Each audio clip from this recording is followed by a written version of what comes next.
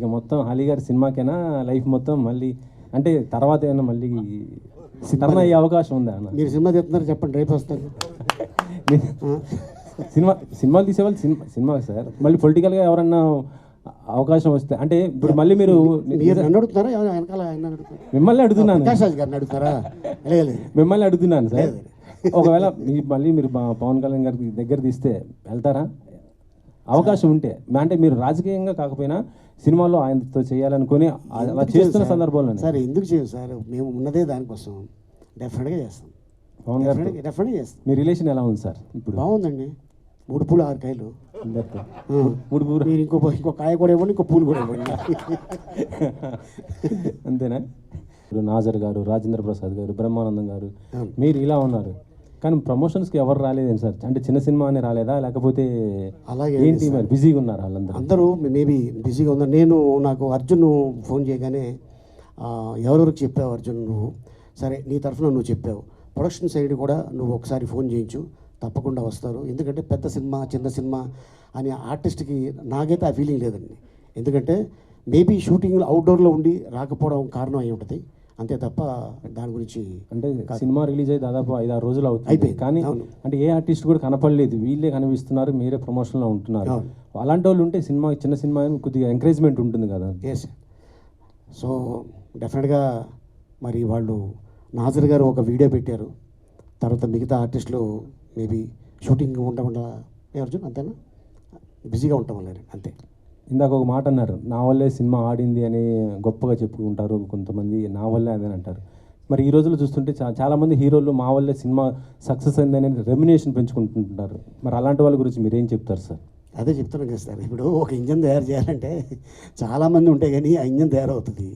So అలాగే ఎవరు కూడా స్టేట్మెంట్ ఇవ్వరే, అలాగా తెలుగు ఇండస్ట్రీలో ఎవరు కూడా అలా స్టేట్మెంట్ ఎవరు కూడా స్టేట్మెంట్ అంటే ఎందుకంటే చెప్తానండి, ఎందుకంటే ఇంతమంది ఆర్టిస్టులు ఉంటే, ఇంతమంది టెక్నీషియన్ ఉంటేనే, 20 క్రాస్ ఉంటేనే ఒక సినిమా నడుస్తుంది, అంతే తప్ప ఏ హీరో కూడా ఎప్పుడు కూడా అలా చెప్పుకోరు. కానీ నిర్మాత దగ్గర డిమాండ్ అయితే చేస్తారు కదా, ఓటీటీ నా సినిమా నా వస్తుంది, శాటిలైట్ నా వల్లే పెరుగుతుంది, థియేటర్స్ ఎక్కువ నా వల్లే, ఓపెనింగ్ కూడా మా వల్ల వస్తాయనేసి అంటున్న పరిస్థితి ఉంది ఈ రోజులలో. అంటే ఈ క్వశ్చన్ నన్ను అడగకుండా మీరు అడిగితే బాగుంటుంది.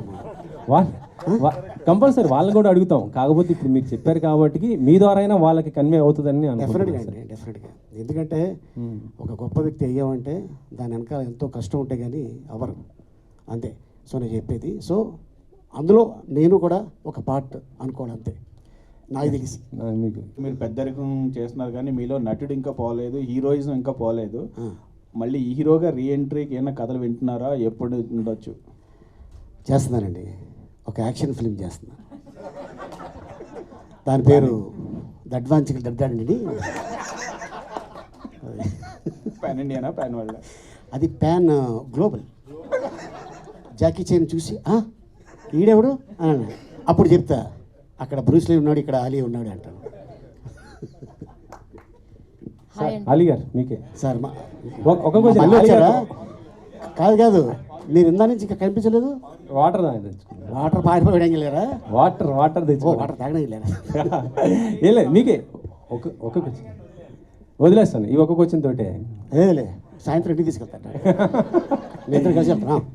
బాగా ఇష్టం కలిగింది కానీ మీకు చాలా, మరి ఇది నేను ఫస్ట్ టైం చూసిన నాటకం కానీ ఏమన్నా ఉందా? నేను రాజమండ్రిలో దసరా, వినాయక చవితికి చాలా చోట్ల ఉంటాయి. రాజమండ్రిలో ఉదయ్ కుమార్ గారు అని చెప్పి ఎన్టీ రామారావు గారు సాంగ్స్ మీద ఆయన చేసేవాడు. మామూలుగా కూడా బయట షోస్ లేని టైంలో కూడా అదే షూ, అదే హెయిర్ స్టైలు, అదే కళ్ళజోడు, మొత్తం యాజ్ ఇట్ ఈజ్ డ్రెస్ వేసుకొని మార్కెట్కి వెళ్ళేవాడు. ఇదెంత అనేవాడు ఆయన. అనగానే వాళ్ళ బుట్టలు వేసేసి వద్దులేండి వెళ్ళిపోయింది అన్నారు, ఎందుకంటే ఆయనలో రామారావు గారిని చూసుకున్నారు. అలాగే రాజమండ్రిలో ఇంకొక ఆయన ఉన్నారు, చక్రవర్తి గారండి. ఆయన అక్కినే నాగేశ్వరరావు గారు యాజ్ ఇట్ ఈజ్ 555 సీక్రెట్ ఆ రోజుల్లో చేతిలో ఉండేది ఇలాగా, అంబాసిడర్ బకెట్ సీట్స్. ఆయన మీసం, ఆ హెయిర్ స్టైలు అత ఏమిటి అనేవాడు ఏప్రిల్లో కూడా. అరే సేమ్ అంటే అప్పట్లో స్టార్స్ తోటి ఫోటో దిగలేము మనం, కనీసం వీళ్ళతోనే దిగుదాం అంత క్రేజ్ ఉండేది. నేను దాని రికార్డింగ్ డ్యాన్స్ అనేవారు, అక్కడికి వెళ్ళేవాడిని. ఆ తర్వాత అది అయిపోయిన తర్వాత నాటకం ఏదో బాగుందంటే కంటిన్యూగా చూసేవాడిని. అది అయిపోయిన తర్వాత ఇంటికి వెళ్ళిన తర్వాత అస్సలు ఉండేది, మా నాన్న రెడీగా ఉండేవాడు. దాన్ని మా అమ్మ కాపాడేది ఇలాగా. కుస్తీ అంటే కబడ్డీ. నేను ఈ రూమ్లోకి వెళ్తే ఆ రూమ్లోకి వచ్చేవాడు, అక్కడ 4 కొట్టేవాడు. మళ్ళీ ఈ రూమ్లోకి వెళ్తే ఈ రూమ్లోకి వచ్చి 4 కొట్టేవాడు. తర్వాత ఇక ఈడు ఎంత కొట్టినా ఇంతే అని మా గురుగారు శ్రీపాద జిత్ మోహన్ మిత్ర రాజమండ్రి, ఆయన ఆర్కెస్ట్రా ఉంటే, సార్ మావాడు కొంచెం చదువు మీద ఇంట్రెస్ట్ చూపిస్తలే సార్, ఆడికి ఎంతసేపు కళ సినిమాలకు వెళ్ళిపోతుంటాడు అని ఇలాగ చెప్పగానే, సార్ నా దగ్గర పంపించాన్నారు. ఆయన దగ్గరికి వెళ్ళా. టీ తాగే గ్యాప్లో మిమిక్రీ చేసేవాడిని. షోలే డైలాగులు హిందీలో రామారావు గారు చెప్తే ఎలా ఉండేది.